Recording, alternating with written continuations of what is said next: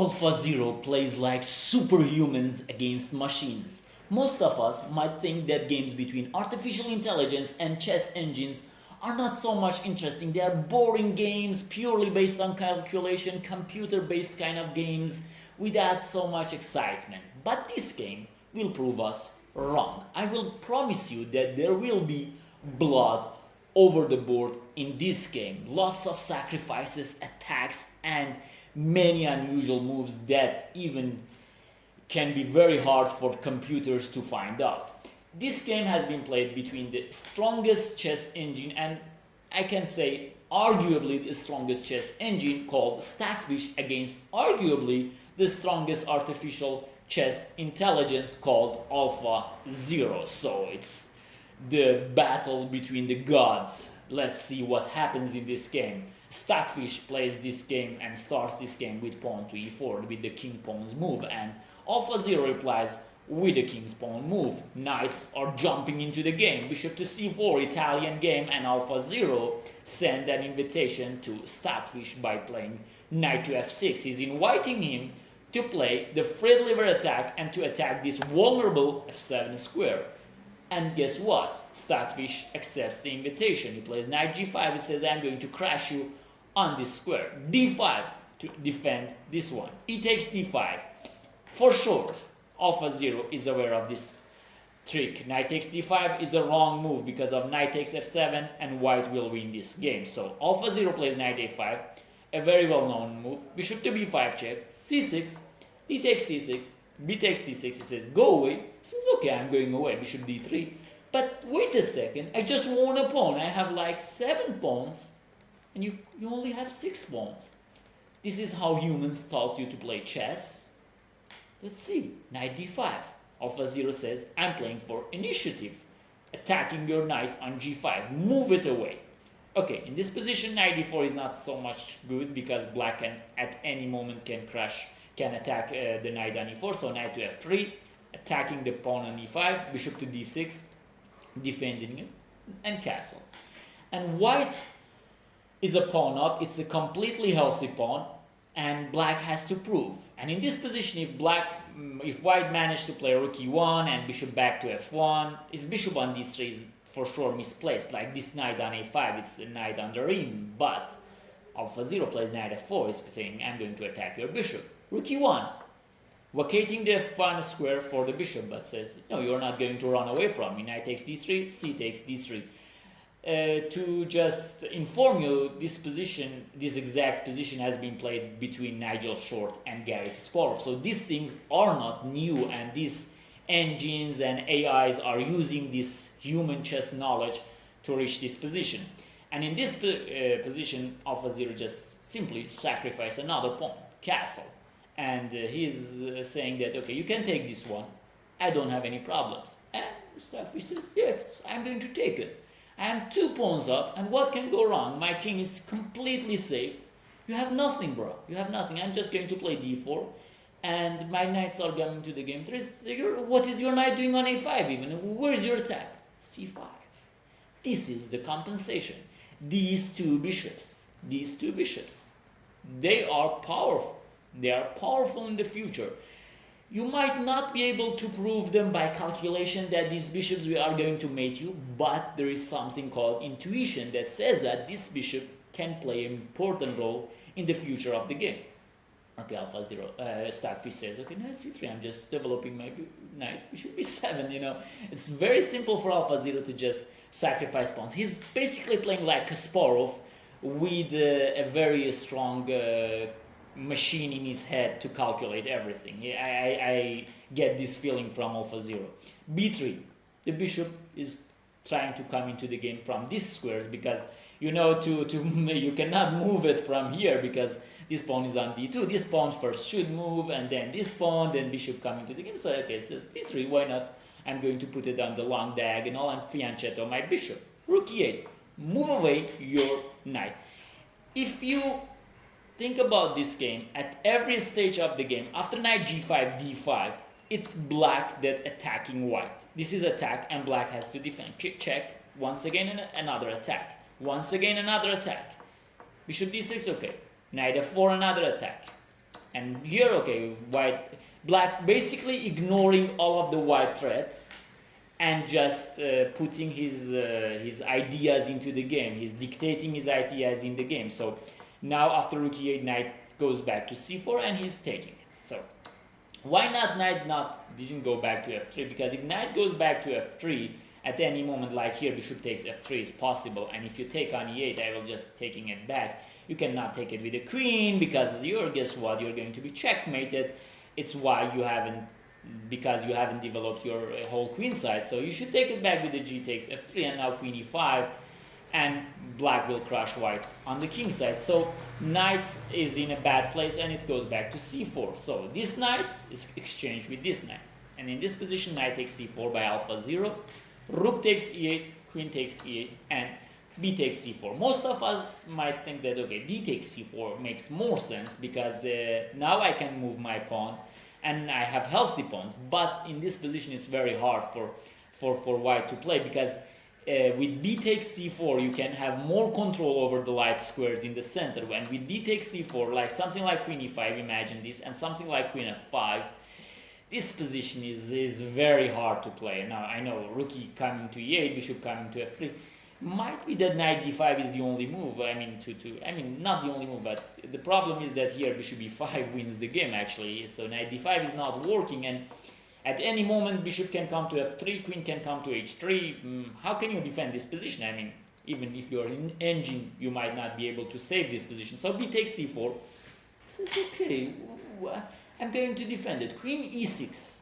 Lifting the queen. I mean, all of us saw that there are some rook lifts in the chess game, but this game is lifting the queen into the game. It's a very strange thing. But queen is coming and participating in the attack. Something like queen g6 or queen h6 in some positions can be very important. Bishop to b2 and now rook to b8. Activating all of his pieces. He has 4 pieces. They are in a very great harmony and they are activated together. And here knight b5. This is an accuracy marked by Stockfish in chess.com. You know, chess.com Stockfish engine is not so much strong, so it's not very easy to analyze this game with just this simple engine. This is a very weak version of Stockfish, but it says that probably something like rook b1 was better, or bishop a3, one of these two, or queen h5. I mean, everything is possible. But imagine queen h5, black has bishop takes g2. And after king takes g2, rook takes b2. Imagine that you're okay with this position. I mean, it's very hard. It's very hard to maybe bishop a3 or rook b1. But knight b5 defends against this line and attacks d6, attacks a7. What could be more natural than that? I'm going to win a pawn or 2 bishop. Queen g6. Defend this. Queen f1. What's wrong? I'm just going to defend this. And here there is a dilemma for ALPHZERO, or I think there is a dilemma to give up this pawn or to give up his bishop. Of course, for sure. I mean, it's an insult for ALPHZERO to play like something like a6. It's just not a move for it. So bishop f4, attacking d2 and sacrificing this pawn. Knight takes a7. Give me your pawn. This is a very, very crucial position in this game. This position is something very strange. I mean, for me, this move was a game changer. It might not be very, very interesting at the first point, but this move is very deep. It's one of the deepest chess moves maybe in the history. Can you find this move in this position? This is very, I mean, you played bishop f4, everybody's expecting bishop takes d2, or you, I don't know, attack somehow on the king side, something like this. Some of you might have some like ideas to use this line and to play something like bishop takes g2 or bishop f3, something like this, and Stockfish for sure analyzed all of these things, but ALPHZERO plays here h6. Look at this move. I mean, this move is unfindable for everything, for humans, for humans. Maybe Kasparov at his prime or Magnus at his prime with lots of time can find this move. Because I saw Kasparov in some of his games, before executing the attack, he was making a safe haven, safe aloof for his king, and there will be no background mates anymore, and he's safe. He feels safe about his king, and he can start the attack. But in this position, I mean, it's very hard to stop your temptations from playing bishop to f3 or h6 or bishop takes g2 or something like this, or attacking this knight somehow, or bishop takes d2. But h6, I mean, is this a candidate move actually? I don't know. And here ALPHZERO plays, Stockfish plays bishop c3. He says, okay, I have one problem, this pawn. The second problem is this line, so let's play bishop c3. It finds out that this move was a mistake. a4, rook e1, these moves could have been played, but I'm not sure which move is better. I'm just analyzing it with Stockfish depth 13, not 13, and it's not so much strong for this game actually. So I'm not sure which move is better, but probably something like rook e1 was a little bit better. But he plays bishop c3. He says, okay, what can go wrong? And queen h5 is coming. Queen h5. I'm going to checkmate you, so you need to play h3. Now white needs only one move to win this game, and it's queen d1. If white managed to play queen d1 in this position, black attack will be over. So can you find the black's next move in this position? What can black do in this position to finish off the attack, to finish off this game, or to finish off white opportunities? Believe it or not, black is winning in this position. It's very strange to believe, but it's winning. You might think that the move is for sure bishop f3, a glorious move, a move which you play with pride, but this move is wrong. This move is wrong. This is not the move. Maybe Stockfish was relying on this move. You can reply with rook b1. The idea is clear. Black wants to play rook b6 to g6 and to checkmate black. Yeah. The idea is to lift was this one, to lift the rook from here and to checkmate. Yeah. So you move the bishop out of the way, and you're trying to play rook b6. Of course, if black take, then white take, then rook b6, black is winning. But I will show you in future how black win in this position, because something similar happens in the game. But after bishop f3, let's say rook e1, and you cannot play rook b6. That's the problem. If you play rook b6, there is a tricky move, knight c8, and knights are tricky in chess game. Knight is going to e7, and you're going to lose this game, because rook g6, knight e7 check, and I'm going to pick up this one, and black is lost. So this is not possible. But ALPHZERO says, what's the problem? I'll just move your knight, and then I will save you. I think I can imagine that Stockfish was relying, okay, now knight b5, and okay, if rook a6, I'll play queen d1. I'm winning in this position. I have two extra pawns, and everything is okay. But now bishop f3 is the move. Now it's the move. Bishop f3, a fantastic chess move to see. I must tell you that Stockfish unfortunately didn't play knight b5. I will show you the game afterwards. But after knight b5, let's see what happened. What could have happened after knight b5? Bishop to f3. So I told you, rook a6, queen d1. You should have prophylactic kind of thinking even in the attack. So if you are just thinking about yourself, you say, okay, rook a6, rook g6, I'm going to checkmate, but queen d1, there will be no more attack. And after queen, okay, it doesn't matter. Rook queen comes to g4, and black is lost in this position, believe it or not. But bishop f3, preventing, the idea is clear. Preventing bishop rook queen d1, preventing the queen exchange. If you take it simple, rook here, if you come here, rook g6, queen takes f3 without defense, queen g2 is the only move, and black is going to pick up so many material, so he will win the game. So gf3 is out of question. What about g3? Oh, is it a good move? I don't know. Rook a6 coming to the game. It can be, I mean, these computers and AIs calculating everything, and it might be that not rook g6 in this position. It might be that the Stockfish was I don't know, calculating everything and thinking that, okay, in this position black doesn't have enough resources to finish me off. But there is a very brilliant idea in this position that Stockfish could have missed, and this is not this move. Queen h4 is not a very hard move to find actually. This is a very interesting move, very beautiful move. I mean, you cannot take the queen for sure because you're queen, and if you takes here, queen takes f4, you are just checkmated. But what's the threat? I will just play rook e1. What's wrong? Then rook g6 is coming. Okay, so what? What is rook g6? Let's see if I play bishop here. Then I will take here and it's checkmate. So it's not possible. So what about queen to g5? Then there is rook g5. After queen g1, there is rook g5. Do you see the idea? Rook to here, rook to here, and queen takes h3 is without defense. Let's see, for example, such a move. Queen takes h3 and rook h5. Checkmate. The idea is checkmate. So after rook a6, there is a cage for the white king, and there is no defense against this idea.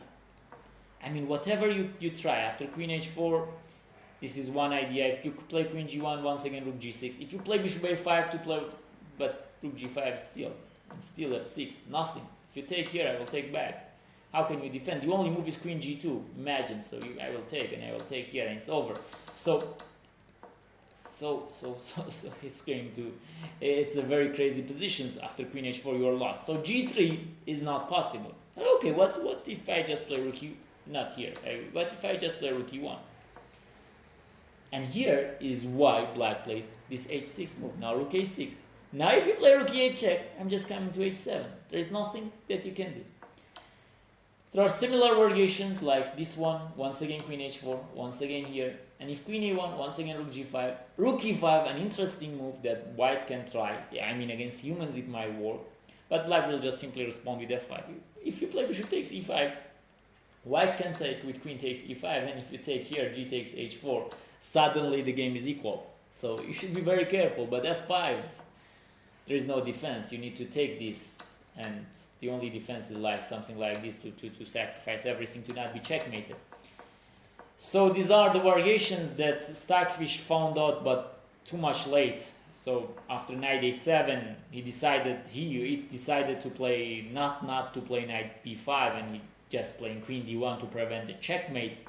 But after that, queen takes d1, and black is simply winning in this position. I mean, I'm not sure that if I will be able to beat Stockfish in this position with the black pieces still, because it's an engine and it's very hard to penetrate in this position, but ALPHZERO move by move improved this position, and in this position Stockfish played a very strange move. I mean, king e3 maybe was more, but at the end maybe something like bishop d1 in this position, putting the bishop here and bringing the king somehow into the center. Black will win for sure in this position, but okay, Stockfish played like this, and after these moves, ALPHZERO won this game, and this is a marvelous chess game for me. I mean, the ideas, this game was so much rich in ideas. I mean, for me, like from right out of the opening, but especially this position after knight takes a7, h6 is a very deep move. Is a very deep chess move.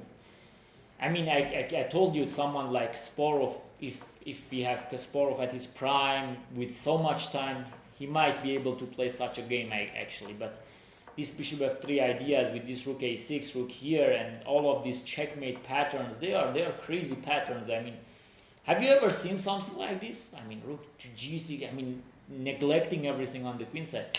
For me, it was very amazing, and I just wanted to share this game with you to see how ALPHZERO plays chess. I mean, in some games, ALPHZERO also lost games to Stockfish. I will probably show those games also to you. So if you like this content, and if you think that this might be interesting for you, please tell me your thoughts and write them below this video, and like this video. If you like it, I will show you more of this kind of games between machines or artificial intelligence and every kind of things. Thank you for watching this video till the end, and remember to enjoy chess and life.